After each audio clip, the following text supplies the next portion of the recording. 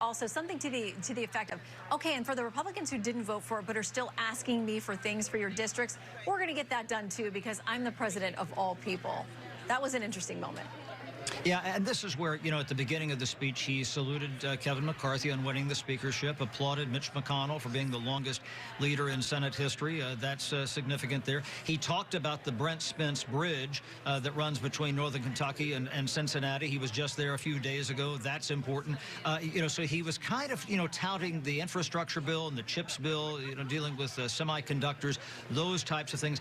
Those were all bipartisan initiatives.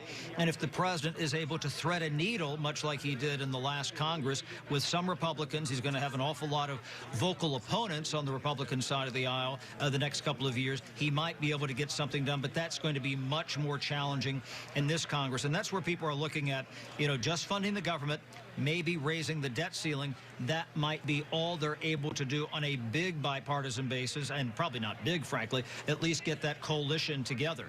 You know, the other thing that he really drove home is talking about banning assault weapons. And on the Democratic side of the aisle, he talked extensively about police reform. That's something that Democrats and liberals are really pushing for because that was not done in the last Congress, Shannon. Yeah, and Chad, I remember that there were competing policing bills. There was the George Floyd Sentencing Act. There was also an effort by Tim Scott, who is Republican senator, to put forward policing reform. Couldn't get that moving with Democrats. And now he's got a divided Capitol Hill. So I get the sense from the White House that he knew that he was going to talk about policing reform tonight. He had the parents of Tyree Nichols there and really appealed to the heartstrings of Americans, saying, you know, your family may not have to have these kind of conversations that other families have to have with their children. But there does seem to be this acknowledgement from the White House that while they'd like to see changes, they talked about a lot of assistance to police, better training for police, that they're probably not going to get legislation on that front passed anytime soon. Yeah, that is going to be a heavy lift. There's a reason they didn't get this done after George Floyd. I mean, consider, you know, how the nation was just on tenterhooks after, you know, all the riots and protests in the streets after the killing of George Floyd in Minnesota, and they didn't get that done. That tells you a lot just how challenging it's going to be. The other two things that are going to be just as challenging, the assault weapons ban, dealing with gun violence, and also immigration. You know, he talked about a pathway to citizenship for dreamers and for some others, you know, who come across the border legally at some point. What do you do about those people? That's something that's just never going to get through on the Republican side of the aisle. It's going to be a very narrow window to get that done. And there's a reason why that has not been done. You know, they passed a bill in the Senate back in 2013, almost got 70 votes for that, and they've never really touched that now in a decade on immigration. So that's something on the want list. Firearms, immigration, probably not going to be able to get those things done. Yeah, and there's some issues where people agree that there are problems, that there needs to be improvement. It's what solutions get you, what tools get you to those problems that they can't agree on. Chad, if you'll hang around with us, I want to get back to our panel here. Two former members of Congress with us here, John Delaney and Jason Chaffetz. So let's talk as well about Ukraine. There wasn't a ton in the speech tonight, but there was this ironclad commitment from the president saying, shouldn't we stand for the most basic principles for sovereignty? We are going to stand with you. There was a slightly awkward moment when he asked the ambassador to the U.S. to stand up. But of course, the idea was to show that we stand with the Ukrainian people. There are questions, though, about where is the finish line, Jason? How do you define victory here? Can you? How long is this going to take? And I think the American people obviously have telegraphed they don't like to be drawn into long-term foreign affairs, but this one doesn't seem to have an end in sight right now. Well, I think you're hitting the most salient questions, that where is the end? And for him, the president, to say there we're going to be as long as it takes, again, that smells and sounds like an awful lot of commitment from the United States of America, who's put in over $100 billion into this fight. So, again, no recognition of the American troops and what America is doing. He was just there to show support. And look, I disagree with the president on a lot of this issue, but I don't think he made the case strong enough and to justify how Americans are going to be drained of their taxpayer dollars to address this, particularly in light of how weak he was in talking about China. And then you can't have a discussion about all this without also talking about Iran and terrorism. So there's a lot that he left out. I thought the whole foreign policy, strong national defense was just an F in terms of effort and commitment and demonstration that could be bipartisan. It just wasn't there. John, what's your grade? So I think Biden won the night. Democrats won the night. It was a great speech. It was energetic. It was optimistic. I think he touched on all the important things he needed to touch on. On the Ukraine, he did talk about how he's built a global coalition, how he's garnered bipartisan support in the Congress. You know, President Lincoln had a good expression. You can only paddle to the next bend in the river. And with respect to the Ukraine, what the American people are supportive of, what the Congress is supportive of, what the President is leading on and the United States is leading on, is a global coalition to push back against Putin's aggression. Yeah, and that was a successful part of the speech, and I think it was inspiring. And he talked about American leadership. And that's what we want to hear from the President. Big win for the President tonight, big win for the Democratic Party. He made a good case for his agenda and why he should not only have a successful 2 more years, but be reelected in 2024. Another 2 things that I think he failed to address. He talked about schools, but he only talked about it in the context of giving teachers more money. Didn't talk about school choices. Didn't talk about how he's going to make schools better. And he talked about COVID and how the deaths have come down, but he didn't have any justification of why there's supposedly a national emergency going on. There was nothing and no discussion about that and how we can prevent this type of thing. And what he's doing as the president to investigate the origins of that. Again, silence on all those issues. So again, we're waiting now on the GOP response, which will come from Governor Sarah Huckabee Sanders, the first White House press secretary to end up as a governor, the first daughter of a governor to end up as governor. She's a lot of firsts, and it's significant that the GOP has selected her tonight. What do you make of that? Well, She's sort of supposed to be their next generation. Look, I think it was a good choice for them to make. I think she's a new governor. Right, it's good to have new faces. It's good for them to promote new leaders. It's good for both parties to always be promoting new leaders. I think politically, the GOP has a big deficit with women, right? So I think they want to promote a strong, successful woman leader, which the governor is. So I think, you know, it'll be interesting. I hear that she's going to talk about wokeism. You know, I think if that's what she talks about, I think, again, it's going to be a big win for the president, because what the president talked about is our strategy going forward. He talked about the industrial policy, to use that term, actually, that he has put in place for this country, which is to reshore jobs, build our manufacturing base, create jobs here in the United States, compete successfully with China, lead the world into decarbonization, manage the energy transition successfully. He had a real vision. And I think if her speech is about wokeism, it's just not going to measure up to the broader vision the president laid out tonight. Well, sir, here are some of the things he's got to overcome. Our latest polling asked people how they felt about the economy. 20% said good or excellent. 80% say only fair or good, or excuse me, only fair or poor. So there's a feeling among people, Democrats, Independents, Republicans, that we're in real trouble when it comes to the economy. Did he do enough to change that conversation tonight? He probably helped himself, honestly, I think, with Democrats. In that polling that I looked at from Fox News, what it showed is an amazing turnaround where Democrats were looking at the leadership of the Democratic Party and really feeling like he wasn't up to the leading part. And certainly Kamala Harris is in the same boat in really bad numbers. Republicans have long felt that Joe Biden was the wrong person at the wrong time for this and not up to the task. But he probably helped himself temporarily on the Democratic side of the aisle. But there's still a long ways to go to address this. And I think he failed to address so many of the items that people actually really do talk about. Okay, and just to let everybody know, I think that we're inside 2 minutes now for the governor to come speak. This is interesting too, sad but interesting, from our Fox News polling to describe how people view America today. 81% said as a dysfunctional family, that we're not getting along and getting things done. Well, they're right about that. I mean, and I think that was an important thing for the president to emphasize tonight, which is they actually did get some things done in the last 2 years. The bipartisan infrastructure bill. I mean, we've been talking for years about rebuilding our infrastructure. We'd have an infrastructure week in Washington where all these advocates would come to town. It was finally done, and it was done on a bipartisan basis. The CHIPS Act, which is going to bring a whole industry back to the United States. Democrats and Republicans, you know, people like Todd Young, who's a terrific Republican senator from Indiana, was a big leader on that, working with the White House to bring back American jobs and to rebuild that industry in the United States. And the president talked a lot about it, but look at, we're way too dysfunctional. I mean, there's basic things we agree on. Jason and I just talked about, first of all, we agree that we're all done with COVID. Right? So we're definitely in agreement. Whether it's done with us or not, you guys agree that you're done with it. So we're all done with that. But look, we agree that our fiscal trajectory is not sustainable. What the American people want us to do is to sit down at the table and figure that out, not fight about it on social media.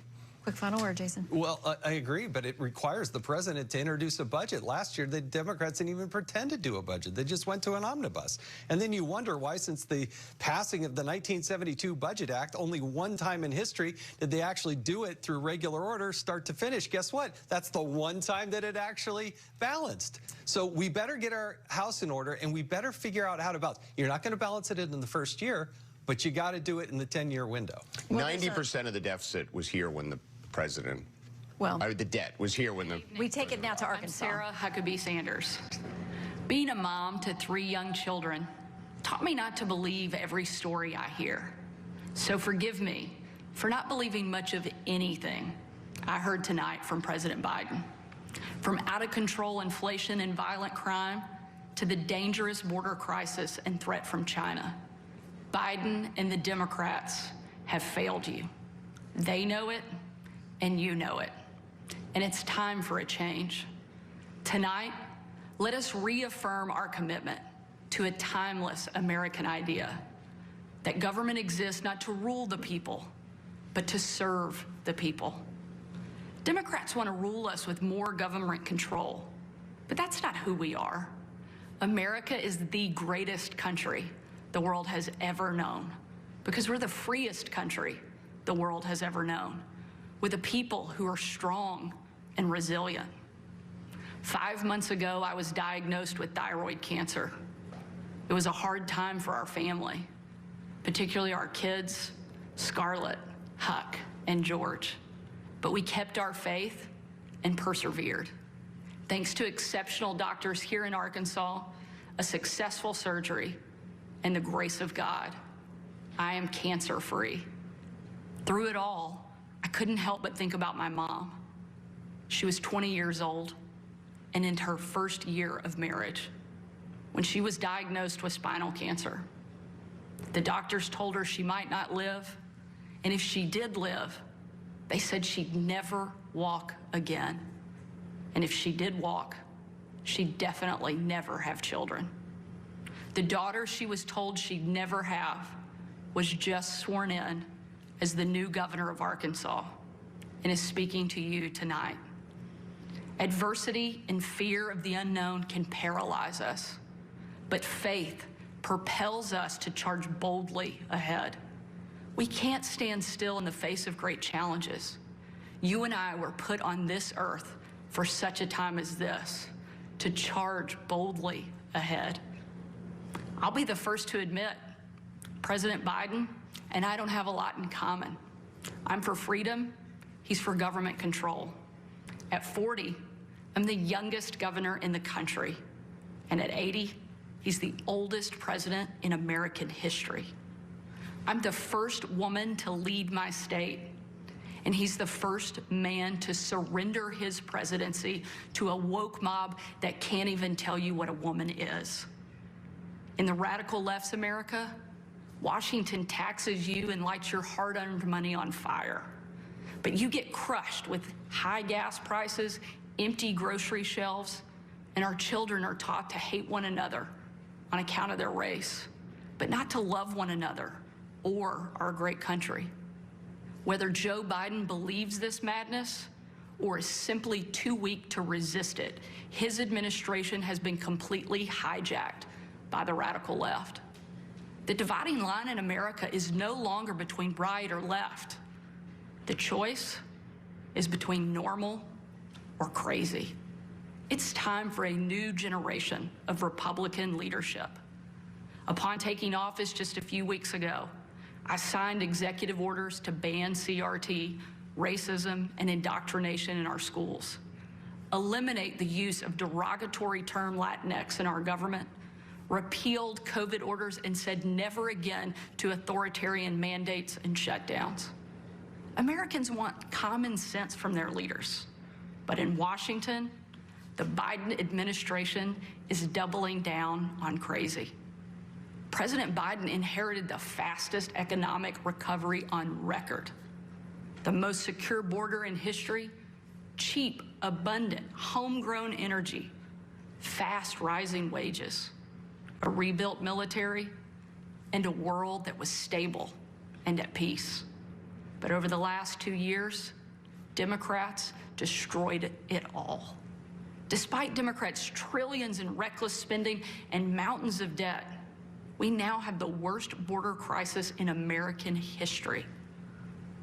As a mom, my heart breaks for every parent who has lost a son or daughter to addiction. 100,000 Americans a year are now killed from drug overdoses, largely from fentanyl pouring across our southern border. Yet the Biden administration refuses to secure the border and save American lives. And after years of Democrat attacks on law enforcement and calls to defund the police, violent criminals roam free, while law-abiding families live in fear. Beyond our border, from Afghanistan to Ukraine, from North Korea to Iran, President Biden's weakness puts our nation and the world at risk. And the president's refusal to stand up to China, our most formidable adversary, is dangerous and unacceptable. President Biden is unwilling to defend our border, defend our skies, and defend our people. He is simply unfit to serve as commander-in-chief. And while you reap the consequences of their failures, the Biden administration seems more interested in woke fantasies than the hard reality Americans face every day. Most Americans simply want to live their lives in freedom and peace. But we are under attack in a left-wing culture war we didn't start and never wanted to fight. Every day we are told we must partake in their rituals, salute their flags, and worship their false idols, all while big government colludes with big tech to strip away the most American thing there is, your freedom of speech. That's not normal.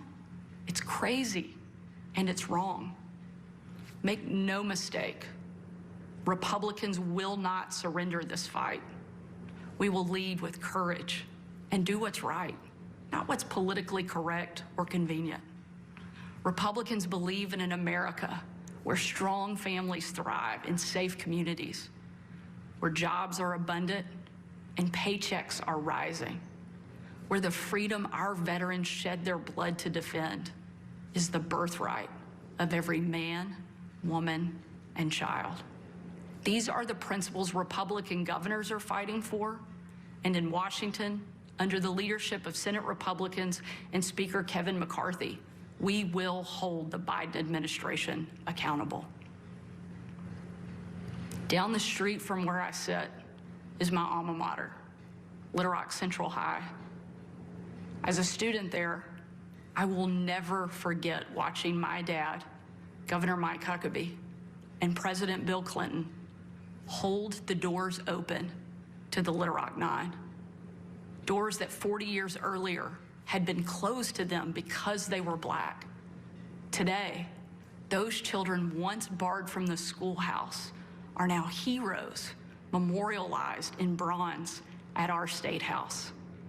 I'm proud of the progress our country has made, and I believe giving every child access to a quality education, regardless of their race or income, is the civil rights issue of our day. Tomorrow, I will unveil an education package that will be the most far-reaching, bold, conservative education reform in the country. My plan empowers parents with real choices, improves literacy and career readiness, and helps put a good teacher in every classroom by increasing their starting salary from one of the lowest to one of the highest in the nation. Here in Arkansas and across America, Republicans are working to end the policy of trapping kids in failing schools and sentencing them to a lifetime of poverty. We will educate, not indoctrinate our kids. and put students on a path to success. It's time for a new generation to lead. This is our moment. This is our opportunity.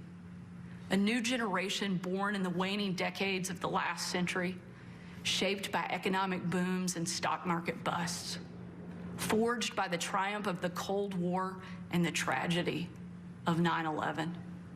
A generation brimming with passion and new ideas to solve age-old problems. A generation moored to our deepest values and oldest traditions, yet unafraid to challenge the present order and find a better way forward. If we seize this moment together, America can once again be the land of the free and the home of the brave.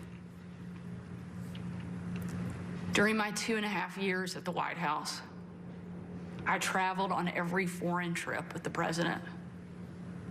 A trip I will never forget was on December 25th of 2018. My husband Brian and I had just cleaned up wrapping paper that was shoved into every corner of our house, thanks to our 3 kids. When I had to walk out on my own family's Christmas, unable to tell them where I was going that night, because the place I'd be traveling was so dangerous, they didn't want anybody to know that the president was going to be on the ground, even for a few hours. We boarded Air Force One in complete and total darkness. There were no lights on the plane, no lights on the runway. Our phones and computers shut down and turned in. We were going completely off the grid. Nearly 12 hours later, in the pitch black of night, we landed in the war-torn part of Western Iraq. It was again a similar scene. No lights on the plane, no lights on the runway. The only thing you could see was coming from about a mile away in a dining hall where hundreds of troops who were in the fight against ISIS had gathered expecting to celebrate Christmas with senior military leadership from around the region. They had absolutely no idea that the president and first lady were about to walk into that room. And when they did, it was a sight and a scene and a sound I hope I never forget. The room erupted. Men and women from every race, religion, and region, every political party, every demographic you can imagine, started chanting in perfect unison over and over and over again, USA, USA, USA. It was an absolutely perfect picture of what makes our country great. One of the young soldiers yelled from the back, "Mr. President, I re-enlisted in the military because of you." And the president said, "And son, I'm here because of you." Shortly after, that young soldier came up to me. He said, "Sarah, you have a tough job." I told him, "What I do is nothing. You take bombs and bullets. That's a tough job." And in a moment that I know I'll cherish for the rest of my life, that soldier reached up and he pulled the Brave Rifles patch he wore on his shoulder, and he placed it into my hand, a sign of ultimate respect. And he said, "Sarah, we are in this together." Overwhelmed with emotion and speechless, I just hugged him with tears in my eyes and a grateful heart for our heroes who keep us free. That young man and everyone who has served before him, all of those who serve alongside him, and the thousands we know who will be called upon to serve after him, deserve to know they have a country and a community back home doing our part in the fight for freedom. America is great because we are free. But today, our freedom is under attack, and the America we love is in danger. President Biden and the Democrats are able and at peace. But over the last 2 years, Democrats destroyed it all. Despite Democrats' trillions in reckless spending and mountains of debt, we now have the worst border crisis in American history. As a mom, my heart breaks for every parent who has lost a son or daughter to addiction. 100,000 Americans a year are now killed from drug overdoses, largely from fentanyl pouring across our southern border. Yet the Biden administration refuses to secure the border and save American lives. And after years of Democrat attacks on law enforcement and calls to defund the police, violent criminals roam free, while law-abiding families live in fear.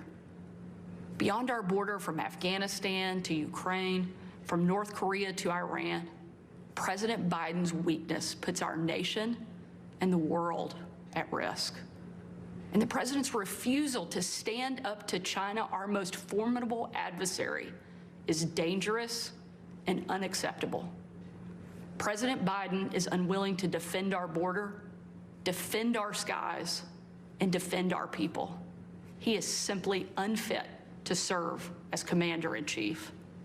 And while you reap the consequences of their failures, the Biden administration seems more interested in woke fantasies than the hard reality Americans face every day. Most Americans simply want to live their lives in freedom and peace. But we are under attack in a left-wing culture war we didn't start and never wanted to fight.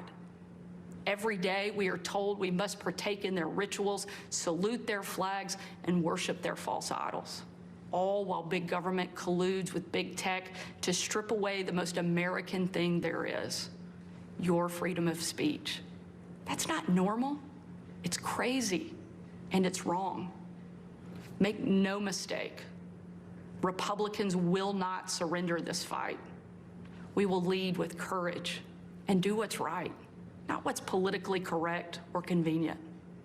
Republicans believe in an America where strong families thrive in safe communities, where jobs are abundant and paychecks are rising, where the freedom our veterans shed their blood to defend is the birthright of every man, woman, and child.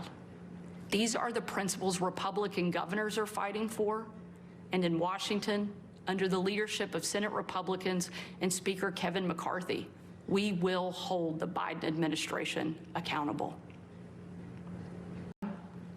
And the thousands we know who will be called upon to serve after him deserve to know they have a country and a community back home doing our part in the fight for freedom.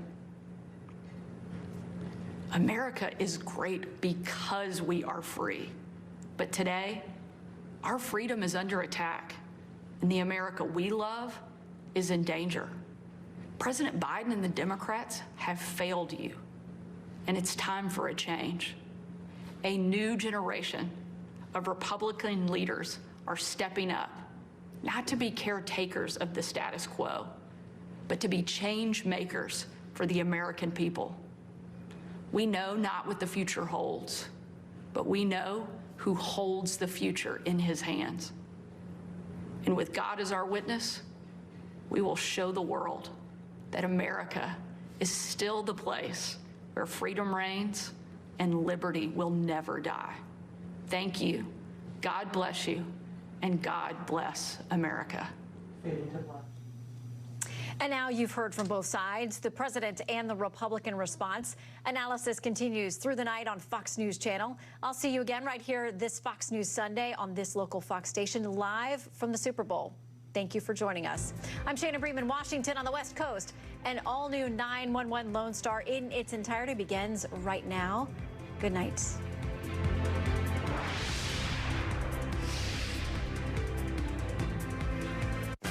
The 13 WAM Severe Winter Weather Alert.